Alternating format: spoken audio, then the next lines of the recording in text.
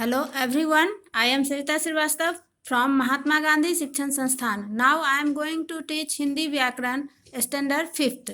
बच्चों, पिछले वीडियो में मैं आपको पाठ 4 वाक्य पढ़ा रही थी, जिसमें मैंने पढ़ाया था आपको अर्थ के अनुसार वाक्य के भेद. मैं अर्थ के अनुसार वाक्य के 8 भेद जो होते हैं उसमें 4 भेदों को पढ़ाई थी. आज मैं बचे हुए 4 भेदों को पढ़ाने जा रही हूँ. तो अर्थ के अनुसार बच्चों, आप जानते हो कि वाक्य के 8 भेद होते हैं.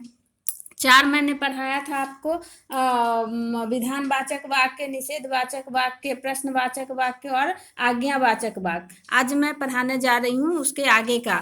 तो आज है 5वां भेद है इसका, इच्छावाचक वाक्य. इच्छावाचक वाक्य किसे कहेंगे बच्चों? कि जिन वाक्यों से इच्छा, आशीर्वाद अथवा शुभकामना का भाव प्रकट होता है उन्हें इच्छावाचक वाक्य कहते हैं. जैसे आपकी यात्रा मंगलमय हो, ईश्वर आपको दीर्घायु रखें, भगवान तुम्हें लंबी उम्र दें, चलो कुछ खा लेते हैं इत्यादि. ये सारे जो वाक्य हैं, इन सबों में आपने क्या देखा कि किसी की इच्छा, किसी का आशीर्वाद, किसी की शुभकामनाओं का भाव प्रकट होता है. इसलिए ये सारे वाक्य जो हुए ये इच्छावाचक वाक्य कहलाए. छठा है बच्चों कि संदेहवाचक वाक्य. संदेहवाचक वाक्य यानी कि जिन वाक्यों से संदेह अथवा संभावना प्रकट होती हो. जिन वाक्यों से संदेह अथवा संभावना प्रकट होती है उन्हें संदेहवाचक वाक्य कहा जाता है बच्चों.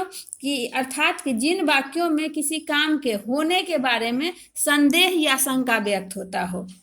जैसे शायद आज वर्षा होगी, इसमें संभावना इसमें है कि होगी नहीं होगी, कुछ कहा नहीं जा सकता है.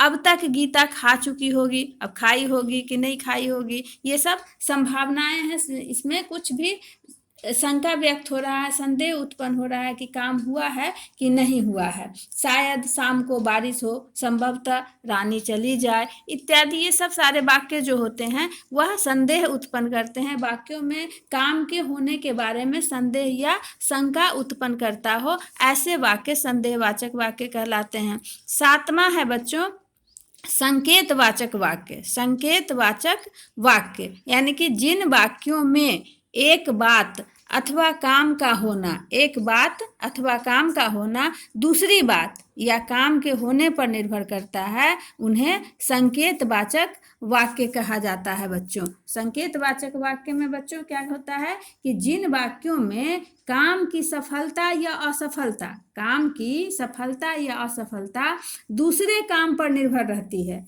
उसे हम संकेतवाचक वाक्य कहते हैं. जैसे यहाँ उदाहरण में दिया हुआ है कि यदि वर्षा रुक गई तो समय पर लौट आऊंगी. यानी कि यदि वर्षा के रुकने पर उसके आने का आना निर्भर है. तो यहाँ पर क्या हुआ कि ये एक बात जो है वह दूसरी बात पर निर्भर करती है कि अगर वर्षा रुक जाएगी तभी वह घर लौटेगी. दूसरे वाक्य में देखिए कि अगर नरेश ने झूठ न बोला होता तो उसकी नौकरी नहीं जाती, यानी उसकी नौकरी चली गई किसके कारण? नरेश के झूठ बोलने के कारण. तो ये दोनों जो है एक दूसरे पर निर्भर है. तो ये क्या कहलाया? संकेतवाचक वाक्य कहलाया. यानी कि एक काम की सफलता दूसरे के असफलता पर निर्भर रहती है कि वह क्या कह रहा है, उसके कारण क्या हो रहा है. 8वां है, अब अंतिम है भेद इसका, विस्मयवाचक वाक्य. विस्मयवाचक वाक्य कि जिन वाक्यों से विस्मय, हर्ष, शोक, घृणा आदि के भाव प्रकट होते हों उन्हें विस्मयवाचक वाक्य कहा जाता है बच्चों. कि जो वाक्य भाव जैसे कि दुखी, सुखी, आश्चर्य, शोक आदि प्रकट करते हैं उन्हें विस्मयवाचक या विस्मयादि वाचक वाक्य भी कहते हैं.